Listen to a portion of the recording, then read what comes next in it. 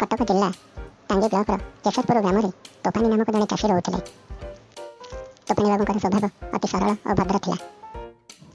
ତୋଫାନୀ ବାବୁ ବର୍ଷକ 12 ମାସ ଯାକ ଚାଷବାସ କରନ୍ତି ଏବଂ ସେଥିରୁ ଯେଉଁ ଅର୍ଥ ଅର୍ଜନ କରନ୍ତି ଏଥିରେ ତାଙ୍କର ପରିବାରର ଗୁଜାର ମେଣ୍ଟନ କରନ୍ତି। ଚାଷ ମଧ୍ୟରେ ଧାନ ଚାଷ ତାଙ୍କର ମୁଖ୍ୟ ଚାଷ ଥିଲା। ସେ ଧାନ କୁଟି ଧାନରୁ ଚାଉଳ ବାହାର କରନ୍ତି ଓ ସେ ଚାଉଳକୁ ତାଙ୍କ ଅମାର ଘରେ ରଖନ୍ତି। କିନ୍ତୁ ତାଙ୍କ ଅମାର ଘରେ ଥିବା ମୂଷାମାନେ ତାଙ୍କ ଚାଉଳ ଗୁଡ଼ିକୁ ଖାଇଯାଆନ୍ତି। ଏହାଦ୍ୱାରା ତାଙ୍କର ବହୁତ ଆର୍ଥିକ କ୍ଷତି ଘଟିଲା। ସେ ପ୍ରତିଦିନ ମୂଷାମାନଙ୍କର ଏପରି କାର୍ଯ୍ୟକଳାପ ଦେଖି ଭାଙ୍ଗି ପଡ଼ିଲେ। ସେହି ମୂଷାମାନଙ୍କ ଦାଉରୁ କେମିତି ରକ୍ଷା ପାଇବେ ଚିନ୍ତା କରୁଥିଲେ। ସୁଭା ବାବୁ ଗୋଟିଏ ବିଲେଇ ରଖିବା ପାଇଁ ତାଙ୍କୁ ଉପଦେଶ ଦେଲେ।